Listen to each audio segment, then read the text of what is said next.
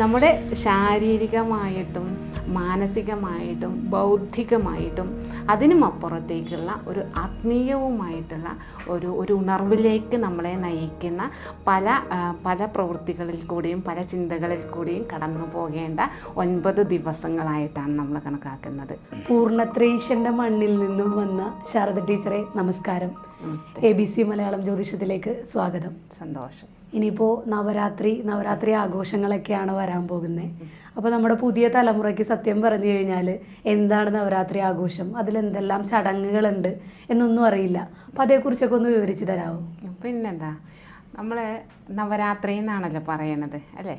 അപ്പോൾ 9 രാത്രികൾ, വളരെ വിശേഷപ്പെട്ട 9 രാത്രികളാണ്. ഈ 9 എന്ന സംഖ്യയ്ക്ക് നമ്മൾ ജ്യോതിഷ സംബന്ധമായിട്ടുള്ള വിഷയങ്ങളാണല്ലോ നമ്മൾ കൂടുതലും സംസാരിക്കുന്നത്. എൻ്റെ മേഖല അതാണ്. അപ്പോൾ ജ്യോതിശാസ്ത്രത്തിൽ ഈ 9 എന്ന സംഖ്യയ്ക്ക് വലിയ പ്രാധാന്യമാണുള്ളത്. നമ്മൾ ഈ ജാതക ഫലം അല്ലെങ്കിൽ പ്രശ്നഫലമൊക്കെ ചിന്തിക്കുന്ന സമയത്ത് ചിന്തിക്കുക എന്നാണ് ജ്യോതിഷത്തിൻ്റെ ഒരു ഭാഷ കേട്ടോ. അത് പറയണമെങ്കിൽ അല്ലെങ്കിൽ ആ ഒരു സംഗതിയെ മനസ്സിലാക്കണമെങ്കിൽ എത്രാമത്തെ ഭാവം കൊണ്ടാണ് ചിന്തിക്കുക, ഏത് ഗ്രഹത്തെ കൊണ്ടാണ് ചിന്തിക്കുക എന്നൊക്കെ നമ്മൾ പറയുക. ചിന്തിക്കുക എന്ന് പറഞ്ഞു കഴിഞ്ഞാൽ ആ വ്യക്തിയുടെ ആ സംഗതിയെക്കുറിച്ചിട്ടും നമ്മൾ മനസ്സിലാക്കിയിട്ട് അവർക്കത് പിന്നെ വിവരിച്ചു കൊടുക്കുക എന്ന് അതിൻ്റെ ഒരു വിപുലമായ അർത്ഥത്തിലാണ് പറയുന്നത്. അപ്പോൾ ഈ 9ാം ഭാവം എന്നുള്ളത് വളരെ പ്രധാനപ്പെട്ടതും വളരെ വിശേഷപ്പെട്ടതുമാണ്. സാധാരണ എൻ്റെ ഗുരുനാഥനൊക്കെ പറയുക, ഞങ്ങൾ പഠിക്കുന്ന സമയത്ത് ജ്യോതിശാസ്ത്രം പഠിച്ചുകൊണ്ടിരിക്കുന്ന കാലത്ത് ഗുരുനാഥൻ പറയുക, അദ്ദേഹത്തിൻ്റെ അടുത്ത് ധാരാളം പേര് നോക്കാൻ ഇങ്ങനെ ജാതക പരിശോധനയ്ക്കൊക്കെ വരുമ്പോൾ ജാതകം ഞങ്ങൾക്ക് തന്നിട്ട് പറയും, ആ 9ാം ഭാവം ഒന്ന് നോക്കി പറഞ്ഞേടോ എന്ന് പറയും. അപ്പോൾ 9ാം ഭാവം നന്നായി എന്ന് പറഞ്ഞാൽ അദ്ദേഹത്തിന് പിന്നെ പ്രത്യേകിച്ച് നമ്മൾ അങ്ങനെ നോക്കിക്കൊള്ളണം എന്നൊന്നുമില്ല, അയാൾക്ക് നന്നാകും. ആ പ്രസൻറ്റ് ടൈമിൽ ബുദ്ധിമുട്ടാണെങ്കിൽ പോലും അദ്ദേഹത്തിൻ്റെ ജീവിതം അല്ലെങ്കിൽ ആ ഒരു മനുഷ്യൻ, ഒരു വ്യക്തി എന്ന നിലയ്ക്ക് ആ വ്യക്തി സക്സസ് ആകും എന്നാണ്. അപ്പോൾ അത്രയും പ്രാധാന്യമുണ്ട് ഈ 9ാം ഭാവത്തിന്. അത് ഭാഗ്യസ്ഥാനെന്നും ഉപാസനാസ്ഥാനെന്നും, ഉപാസന അതുപോലെ ശ്രദ്ധ എന്നൊക്കെ പറയാം. തപസ് എന്ന് പറഞ്ഞാൽ ശ്രദ്ധ ആണ്. അപ്പോൾ അതുപോലെ സന്താനങ്ങൾ, പരമ്പര, ഗുരുജനങ്ങൾ. 9ാം ഭാവത്തെ പറ്റി മാത്രം നമുക്ക് ഒരുപാട് സമയം ചർച്ച ചെയ്യാനുള്ള അത്രയും വലിയ വിഷയങ്ങളുണ്ട്. അപ്പോൾ അതേപോലെ തന്നെ നമ്മുടെ എനിക്ക് തോന്നുന്നു ന്യൂമറോളജി, സംഖ്യാശാസ്ത്രം, അതൊക്കെയായിട്ട് ബന്ധപ്പെട്ട് എല്ലാത്തിലും ഈ 9 എന്ന സംഖ്യയ്ക്ക് വളരെ വിശേഷപ്പെട്ട സ്ഥാനമുണ്ട്. അപ്പോൾ ഇവിടെയും അങ്ങനെ തന്നെയാണ്. നവരാത്രി ആണ്. നവരാത്രിയും ജ്യോതിശാസ്ത്രവുമായിട്ടുള്ള ബന്ധത്തെ പറ്റിയിട്ട് നമ്മൾ സംസാരിച്ചതാണ്. അപ്പോൾ ഇനി നവരാത്രിയുടെ ഈ അനുഷ്ഠാനങ്ങൾ എങ്ങനെയാണ് എന്നുള്ളതാണ് നോക്കേണ്ടത്. അപ്പോൾ നമ്മളെ സംബന്ധിച്ച് നവരാത്രി ആഘോഷം എന്ന് പറയുന്നതിനേക്കാൾ അതൊരു അനുഷ്ഠാനമായിട്ടാണ് എടുക്കുന്നത്. അപ്പോൾ കേരളത്തിൻ്റെ പുറത്തേക്കുള്ള, ഇപ്പോൾ കർണാടകയിലോ തമിഴ്നാട്ടിലോ അല്ലെങ്കിൽ ഉത്തരേന്ത്യയിലേക്കൊക്കെ പോയി കഴിഞ്ഞ് കഴിഞ്ഞാൽ നവരാത്രി ആഘോഷം തന്നെയാണ്.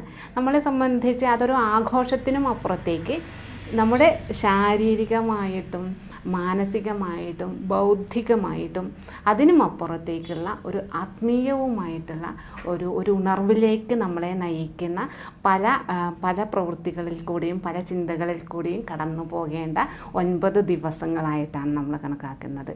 ഇപ്പോൾ നവരാത്രി ആരംഭത്തിൽ തന്നെ കർത്തവാവ് കഴിഞ്ഞ് പ്രഥമയോടുകൂടിയാണ്.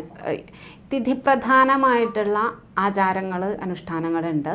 നക്ഷത്രപ്രധാനമായിട്ടുള്ള ആചാരങ്ങൾ, അനുഷ്ഠാനങ്ങളൊക്കെ ഉണ്ട്. ഇങ്ങനെ ഇവിടെ നവരാത്രി ആഘോഷിക്കുന്നത് തിഥിപ്രധാനമായിട്ടാണ്. അപ്പോൾ പ്രഥമ തിഥിയിലാണ് ആരംഭിക്കുന്നത്. അപ്പോൾ ഈ തലേ ദിവസം തന്നെ നമ്മൾ എല്ലാം വീടിനകവും പുറവും എല്ലാം ശുദ്ധി ചെയ്തിട്ട്, പ്രത്യേകിച്ചും വിദ്യാഭ്യാസം പഠിക്കുന്ന കുട്ടികളൊക്കെ ഉള്ള വീടുകളൊക്കെ ആണെങ്കിൽ വിശേഷിച്ചും അവരത് ചെയ്യുന്നത് തന്നെയാണ് നല്ലത് എന്നാണ്. അല്ലാത്തവർക്കും എല്ലാം നല്ലത് തന്നെയാണ്, നമ്മളത് പറഞ്ഞു വരുമ്പോൾ മനസ്സിലാകും.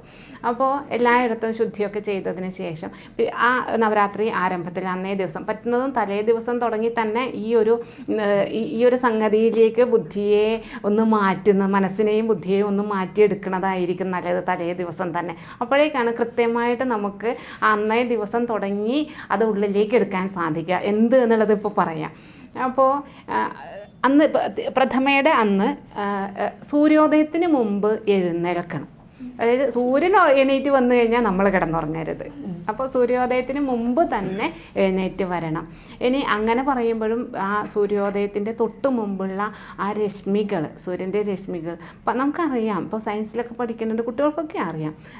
പല ഗുണങ്ങളുള്ള രശ്മികൾ സൂര്യനിൽ നിന്ന് പ്രവഹിക്കുന്നുണ്ട്.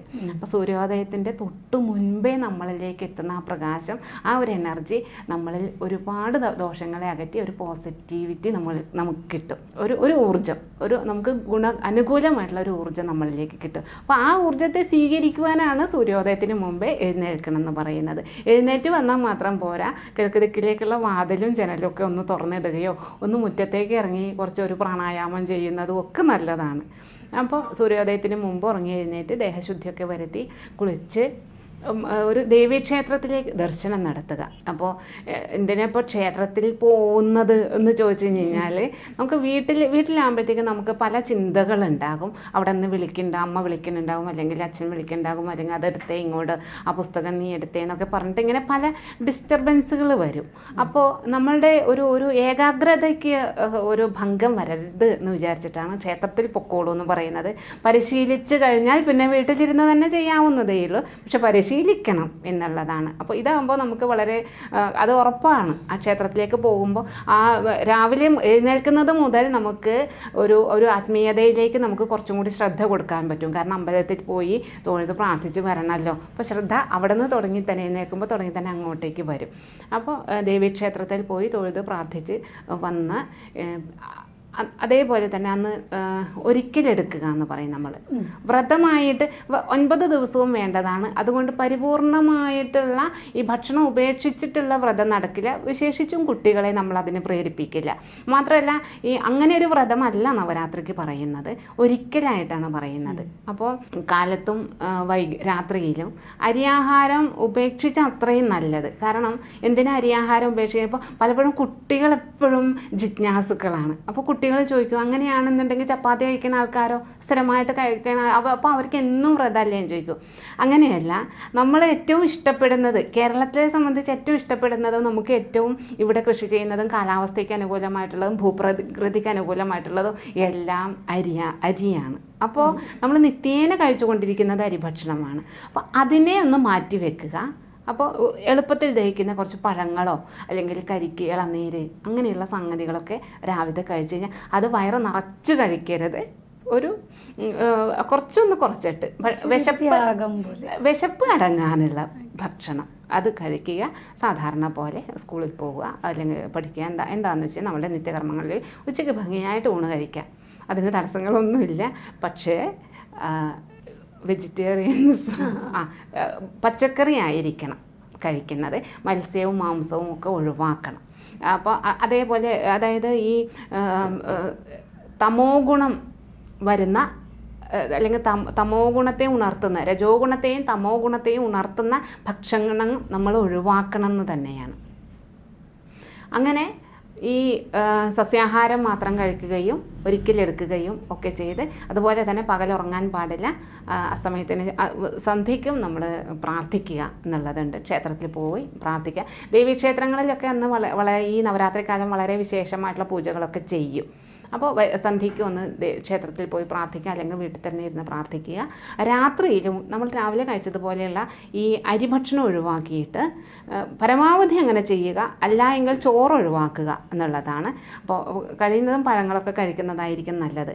അപ്പോൾ ഇങ്ങനെ ഈ 9 ദിവസവും ഈ രീതിയിൽ തന്നെ മുന്നോട്ട് പോവുക. ഇങ്ങനെ ചെയ്യുമ്പോൾ നമ്മുടെ ശാരീരികമായിട്ട് നമ്മൾ ഒന്ന് ശുദ്ധിയാകും. അതുവരെ കെട്ടിക്കിടക്കുന്നതായിട്ടുള്ള എല്ലാ കൊളസ്ട്രോളും എല്ലാം ഒന്ന് കുറയും.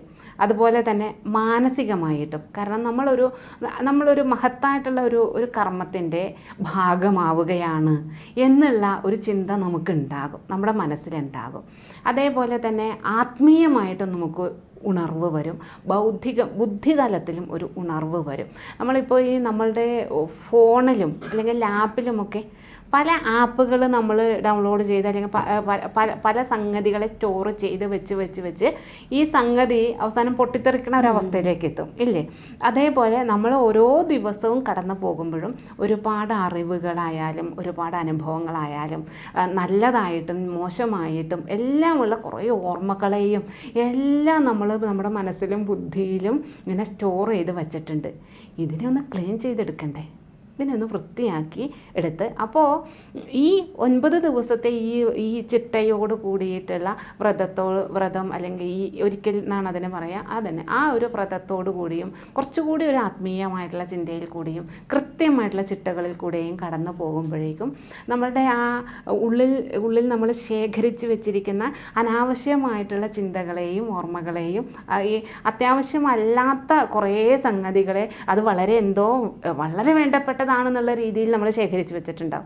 ഒരു തവണ പോലും അത് ഉപയോഗിച്ചിട്ടുണ്ടാവില്ല. അങ്ങനെയുള്ളതിനെയൊക്കെ വേണമെങ്കിൽ നമുക്ക് ഒന്ന് ഫ്രഷ് ചെയ്ത് പിന്നെ അടുത്ത ടോട്ടലി നമ്മളൊന്ന് ഫ്രഷായി കിട്ടും. അപ്പോൾ ഈ നവരാത്രി ആഘോഷ സമയങ്ങളിൽ ഇത്തരത്തിലുള്ള കാര്യങ്ങളൊക്കെ അനുഷ്ഠിച്ച് പോകുന്നത് നല്ലതാണെന്ന് എനിക്കും കേട്ടപ്പോൾ തോന്നി. നന്ദി മാം. ജ്യോതിഷമോ വാസ്തുവോ പൂജയോ നിങ്ങൾക്ക് ആവശ്യമുണ്ടോ? താഴെ കാണുന്ന നമ്പറിൽ വാട്സപ്പ് ചെയ്യൂ. നിങ്ങൾ ചെയ്യേണ്ടത് ഇത്രമാത്രം: താഴെ കാണുന്ന നമ്പർ നിങ്ങളുടെ മൊബൈലിൽ സേവ് ചെയ്യൂ. അതിനുശേഷം ഞങ്ങളുടെ നമ്പറിലേക്ക് വാട്സപ്പിലേക്ക് ഹായ് അയയ്ക്കൂ. ജ്യോതിഷ സംബന്ധമായ എല്ലാ ആവശ്യങ്ങൾക്കും ABC മലയാളം നിങ്ങളോടൊപ്പമുണ്ട്. ജ്യോതിഷവുമായി ബന്ധപ്പെട്ട എല്ലാ വിശേഷങ്ങളും നിങ്ങളിലേക്കെത്താൻ ABC ജ്യോതിഷം സബ്സ്ക്രൈബ് ചെയ്യുക.